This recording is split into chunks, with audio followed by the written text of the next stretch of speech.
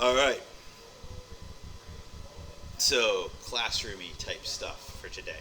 So, on our Zoom calls, we've been going over a lot of stuff about tactics and strategy.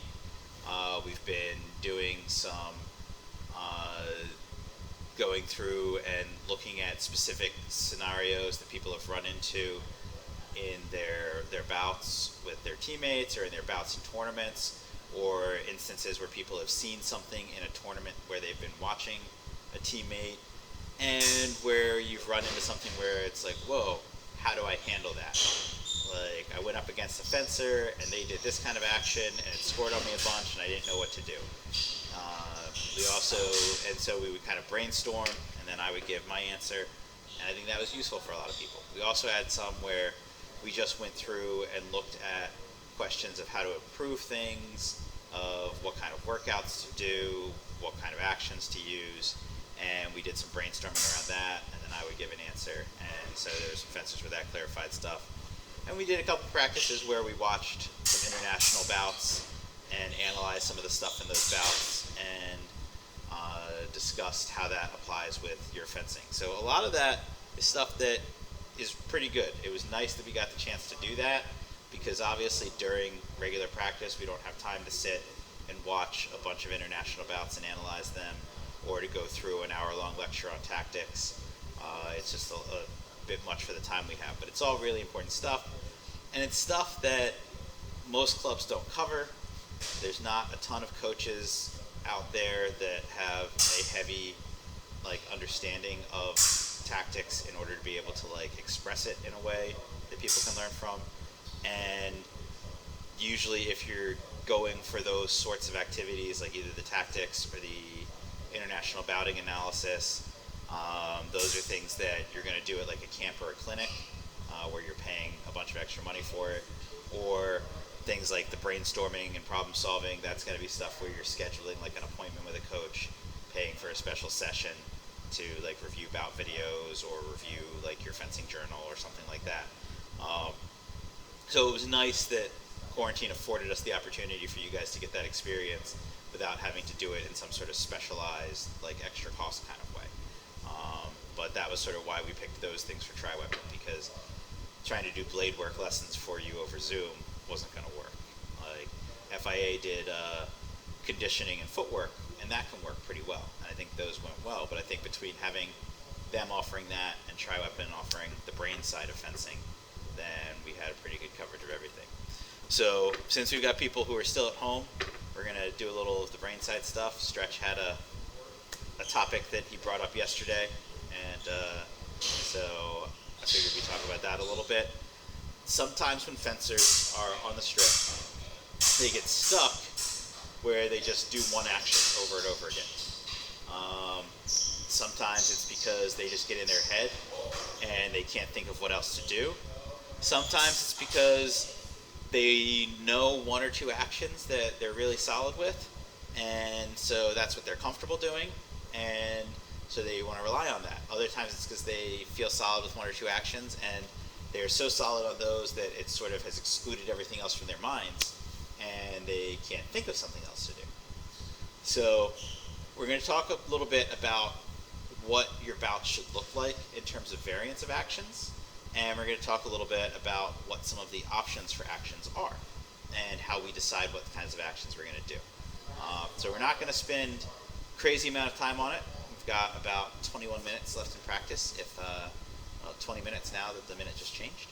But hopefully we're not going to use that full time on this anyway, because we don't want to talk at you forever. But we do want to make sure we've got you guys getting these ideas because they're important, and also enough that the people listening at home are getting something out of it. So, in terms of action variance, how much do you guys think you should be varying your actions in a bout? Every 3 touches. So, there is a 3-touch rule that I use. If you have an action that has not scored, and you get to a third time where it's not scoring, then retire that action for that bout. Yeah, I remember that. Yep. So the first time it may just be ref didn't see it. It may just be you made a mistake. Second time, you may be starting to see that the ref just doesn't like that action. or the other fencer just knows how to stop it. If you get to a third time and it's not scoring, it's just not going to work, and you're giving up too much of the bout. So you don't want to do something more than 3 times where it's not working. In a pool bout, you may even want to change it up faster than that. You might want to not get past the second time because you don't have as much time in a pool bout to make changes. Varying your actions without that sort of issue where the action is just failing a bunch. In a pool bout, you really don't want much variance in your action. You're just trying to go out and hit someone 5 times in a row. Ideally, your best pool bout, you've walked out, you've made 5 attacks, you've hit them, it's just your light, nothing else happens. That is like the perfect pull bout scenario. Not always going to happen. If you can get it where you walk out, you make 5 touches, even if they get a light, but you've got the right of way for foil or saber, that's also pretty ideal. But yeah, you can give up some touches here or there. That can happen, but you want to give up as few as possible. And the more you complicate what you're doing, the more opportunity you have for something to go wrong. So back when I was a kid, people liked to toss out the idea of Occam's razor, that the simplest thing is probably the true thing. It's not actually what Occam's razor is. Occam's razor is the more parts that a solution has, the more probability that the solution will fail, because the more parts you have, the more opportunities there are for something to be incorrect. Kind of like a machine. The more complicated it is, the easier it is to. Yep, you have more things that could break down. So same thing in your fencing actions. If you yes, what can go wrong will go wrong. So if you are trying to create an action that has a whole bunch of different complicated elements, all of those complicated elements add points of risk. They add points where your opponent can make a counteraction, or where your opponent can stop something you're doing.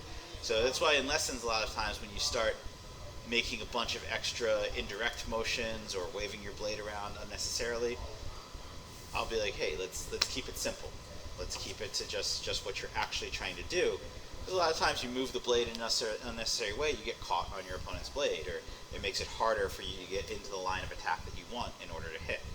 Now there's times where those movements can be beneficial, but they have to have a purpose. There has to be a reason for doing them. So, but for the overall bout itself, it's the same idea. If you're going through trying to do half a dozen different actions in order to vary things up in a pool bout, then you're giving a bunch of actions where you're more likely to find one that your opponent knows how to stop, or you're more likely to find one that you don't know how to do as well, and so you have less likelihood of success. So your simplest thing to go in and do for foil and saber is a simple direct attack. Your simplest thing for epee is probably some sort of prise de fer. So you want to start with your baseline simple things as what you're going to use, particularly in a pool bout, because you want your highest chance of success in as few encounters as possible. You don't want as many more than those 5 encounters, because you don't want a bunch of opportunities for your opponent to score. So pool bouts, you don't experiment. You don't go in and try different things. You don't say, I want to show off like all of my fencing knowledge. You say, I want to walk in, I want to walk forward, I want to hit my opponent, and I want to be done with this pool bout as fast as possible. Elimination bouts, that's where we kind of talk about it as that's more of a real competition. That's where you're really fencing your opponent. And so you might have some more decision making and some more choices in an elimination bout. The bout's longer, there's more room for strategy, there's more room to build up tactical ideas, there's more room to examine your opponent's fencing and make adaptations. That doesn't mean that you're trying to show that you are the fencing equivalent of a Renaissance painting master, and you're going to use every color in your palette and have this dynamic chiaroscuro and every little detail and shade happening. You still want to keep it simple enough that you are able to be successful. So you have room to make changes in a DE bout. You have room for analysis, you have room for plans, but they should still be around a very small constellation of actions. So you want to have a really solid attack, and the attack in this case is going to include the concepts of the counterattack and the attack in preparation. So those three actions, they all basically, you're attacking. So it's just a difference in the context to determine how the right-of-way works on it. But you want to be able to do those excellently. Those should be the things that are the backbone of your fencing. Essentially the ability to reach out and score against someone. You want to have fairly solid parry riposte. But you don't necessarily want that to be just generally what you're relying on. But there's going to be situations where you need to use it. So you need to be ready to use that. And aside from that, you want maybe two actions that you have trained to be essentially perfect at, and you have developed a really full tactical understanding of, so that you know what conditions are going to make it much easier to do that action, what conditions are necessary to do that action, and how to kind of force your opponent into a position that gives you those conditions. So when we talk about tactical analysis as one of the things that you have to do to become a knight, that's what we're talking about. So when I say like you need to have two critical actions or two actions that are your areas of excellence, then that's something where we're looking at as you become an advanced competitive fencer. Prior to that, you're going to try out different things. But as you move up from beginner to intermediate to more advanced, there's going to be fewer and fewer actions that you're using on the strip. And by and large, if you can get to that sort of advanced fencer mentality in terms of how you're picking your actions and get there early, even if you're not necessarily like a really advanced fencer yet, then having that small handful of actions that you're really, really good at is going to serve you even in the beginner and the intermediate levels. You don't necessarily need a huge variety of things you're doing. You want to understand the variety of things because they'll help you improve those fewer actions that you're going to rely on. Now, as far as actions to throw out and use, there are some things that we can pick and choose. So for the direct attack, we can walk out and we can make just a basic even tempo, even speed, simple direct attack. We can make a simple direct attack where we make kind of a body feint first in order to prime our opponent to be more vulnerable by making them respond, and then we can finish the attack from there. We can make an attack that has a blade feint and then finishes the attack, so the opponent has some response that opens them up, and then we're able to land the attack. We can make an attack where we adjust how the arm extends, so that the arm extends late in order to maximize the speed of the attack, so that it comes past the attempt to parry based on the way the speed works. When we look at the mechanics of the attack, a lot of times we talk about how we angulate the hand, how we angulate the arm, so that the attack comes in from an angle that's outside of where the parry is likely to land, if the opponent is making a parry based on how far they're used to moving their hand, rather than making a parry that's fully eyes open and moving the blade as much as is needed. Even if they're making that eyes open parry, it's going to take longer because your blade is more displaced, and so they may not make the parry in time by the point where you finish the attack. So there's elements where we can adjust that simple direct attack in order to make it more successful, make it more tactical, make it something that is more formidable and difficult to stop. And generally that is my preference, particularly for foil and saber, but when you get to higher level epee also. In lower level epee, we don't really deal with the simple direct attack because it creates a risk. In higher level epee, we can start working in that simple direct attack because we understand these other components to improve it, and those reduce that risk. That should be the primary thing you're focused on, is making a more perfect, more varied simple direct attack, rather than adding in a whole bunch of other actions. But there's still times where we need some other choices. So sometimes you might want to go in and use a feint deceive, where you make a feint and then you evade a parry that you draw out with your feint.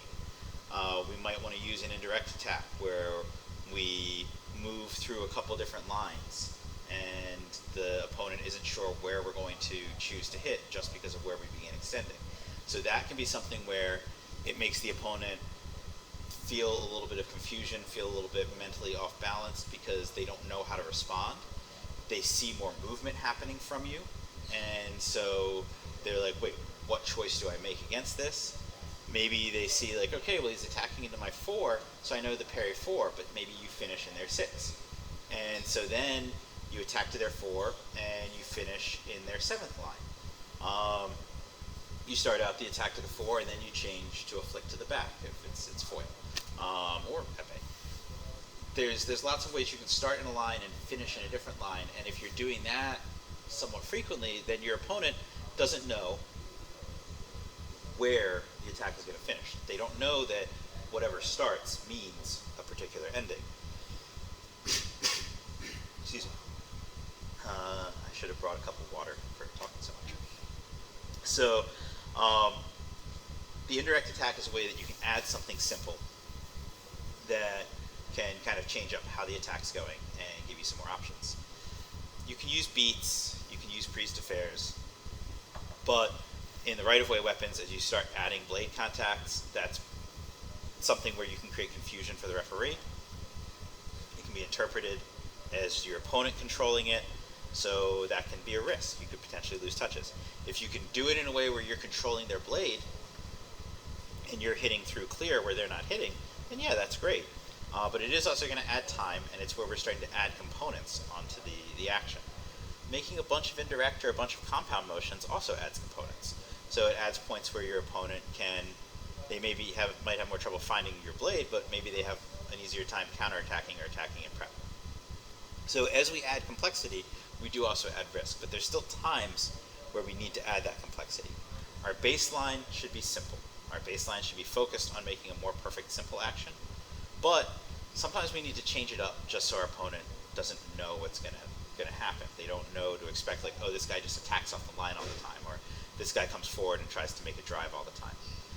But even that is a difference that we can pick, whether or not we're trying to make an attack in the middle, or whether or not we're trying to set something up so we push the opponent back and we can make an attack deeper down the strip where we have a little bit more advantage.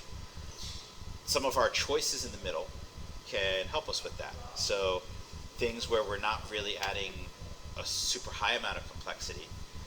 Maybe we go in and we make a feint and then pull distance, and then we get to go forward. Or we make a feint and pull distance, and then we get to renew an attack in the center of the strip. Maybe we go in, we make a feint, and we make some sort of trap so that we can take a parry, or just make a feint and then a parry repost. We're still building space where we're controlling where the distance is and where the action's happening in the center of the strip. But we're giving an option where we're not relying on our ability to get the attack out first or to get the referee to call the attack for us. We're relying on something where we can control what's happening and allow ourselves to go forward. So again, in sort of how we decide what our breakdown of choices are, I would rather see a choice where you're planning something in the middle that allows you to go forward, and then making an action that's relatively simple once you push down the line, than trying to plan a complex action in the middle of the strip and trying to score off a complex action in the middle of the strip. Your variety of actions is really going to be a lot more about particular choices and execution than it is a huge number of actions that are options. You basically got your attacks, you've got your parry reposts, you have distance pull up actions, prise de fer actions, and timing based actions. So I would say keep it to those 5 categories as you're making choices, and that is a way where if you're running into that issue of, oh, I can't think of what other actions to do on the strip, if you're trying to break it down and say, all right, there's a simple direct attack, there's a simple indirect attack, there's a compound direct attack, there's a compound indirect attack, there's a beat attack that ends in a simple direct attack, there's a beat attack that ends in a simple indirect attack, there's a beat attack that ends in a compound direct attack, there's a beat attack that ends in a compound indirect attack. And then we go through that with all the different options on parries and the options for reposting off a parry, options for distance pulls, options for prise de fers.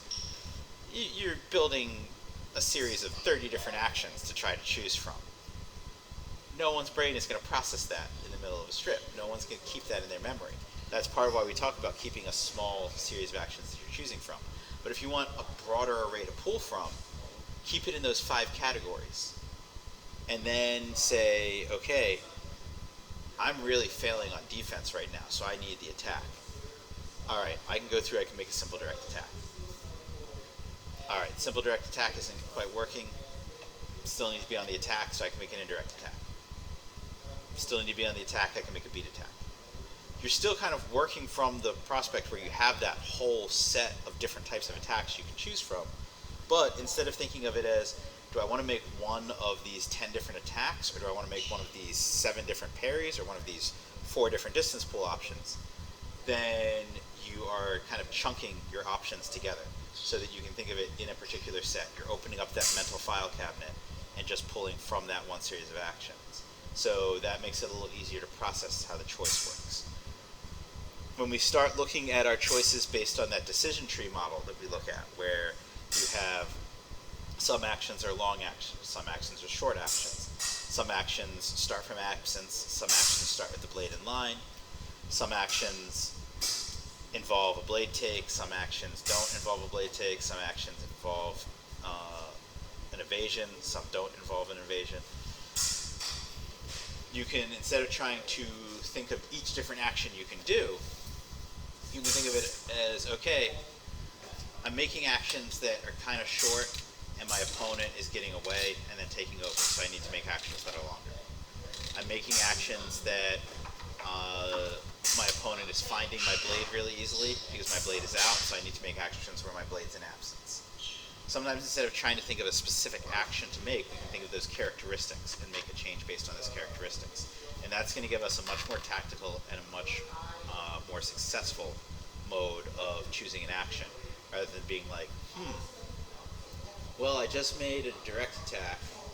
That worked, but maybe I should change it up. Maybe I'll make a beat compound indirect attack, where you're adding like the maximum number of variables to have something go wrong, but you're also having to take time to think of that. Just keep the thought process simple. Don't try to load up dozens and dozens of actions to learn. We don't want a list of 14 different actions where your coach is by the sidelines be like, do a number 11. Nobody's going to keep that in their minds. Nobody's going to remember that. If your coach is like, do a number 2, you know to do a parry. And you can pick whatever kind of parry you're comfortable with, whatever kind of parry you've practiced that makes sense for the bout. Keep your number simple. Keep your choices simple. Try not to make too many complicated choices or too many complicated actions. Your default should be, I'm attacking in some way. Your choices from there are, am I attacking in the middle of the strip, or am I pushing them back and attacking down the strip? Some of that is your decision based on what you do in the middle in order to gain the right to go forward, or what you do in the middle in order to try to score. Some of that is your opponent's choice in terms of whether or not they try to fight you in the middle, or whether or not they see you as moving aggressively and they try to go back. That's your baseline though. I'm going to go forward and attack. Is my attack happening in the middle, or is my attack happening further back? Your next choice is the timing of the attack. Is the attack in a single tempo? Is it in a broken tempo? Is it multiple tempos? Is your attack coming from absence? Is it coming from the blade in line? Does your attack involve touching their blade or not? Those are things where you can mix that stuff up.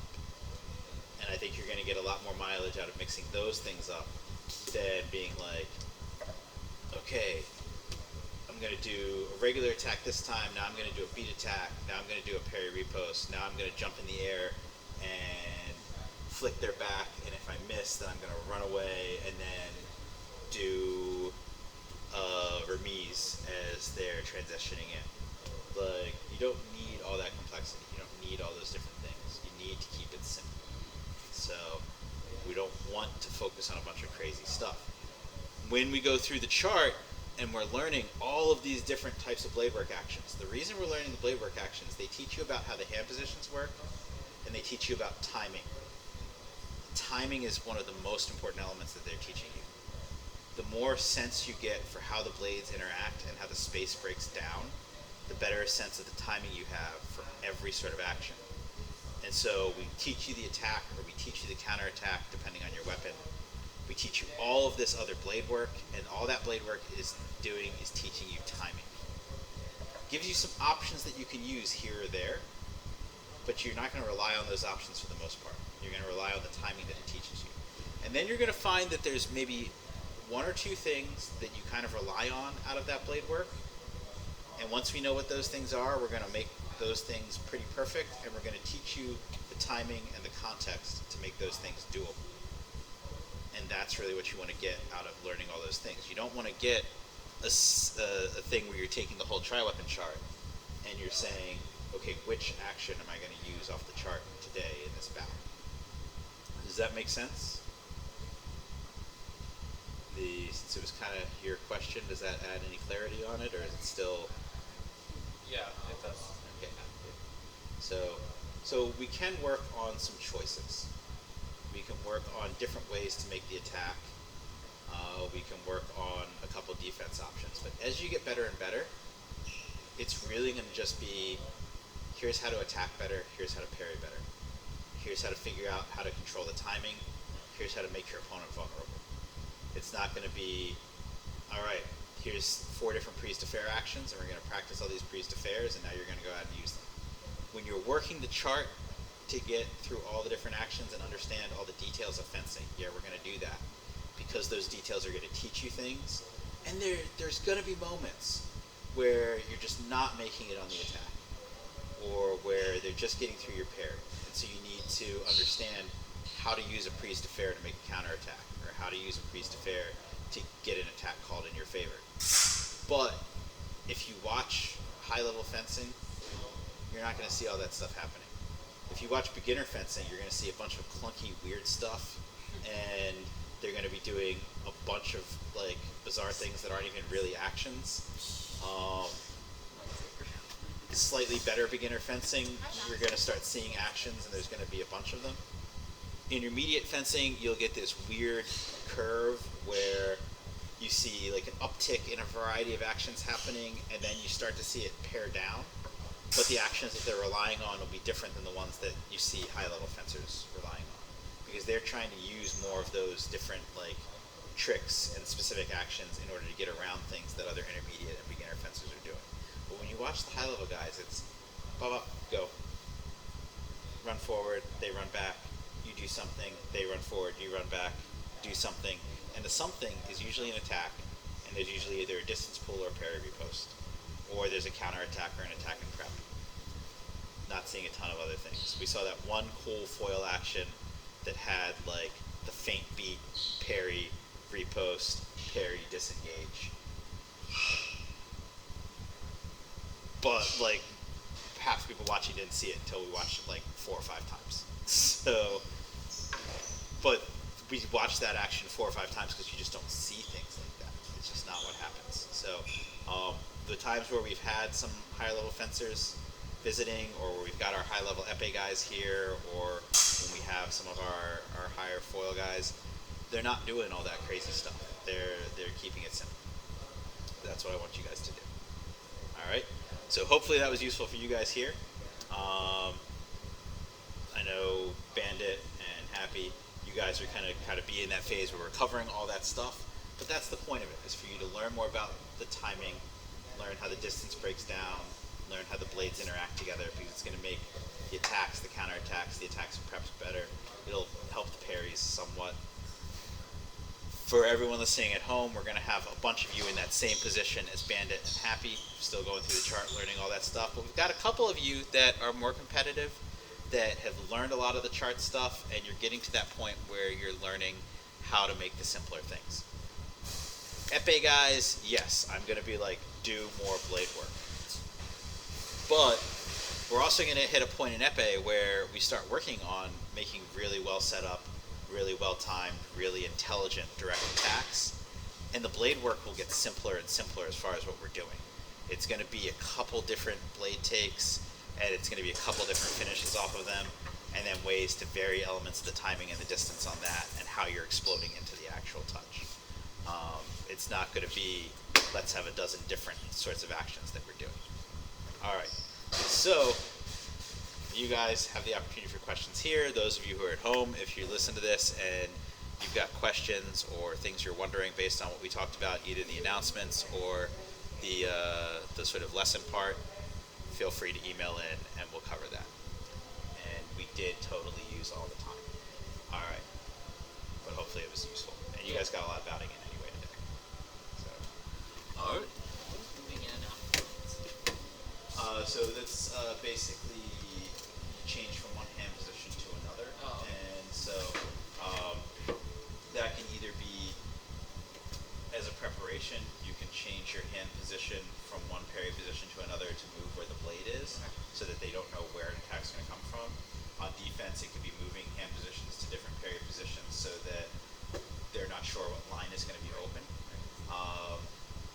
What I was talking about earlier on the attack is more of moving the tip of the weapon so that it's pointed at different lines of the attack on your opponent, so that they don't know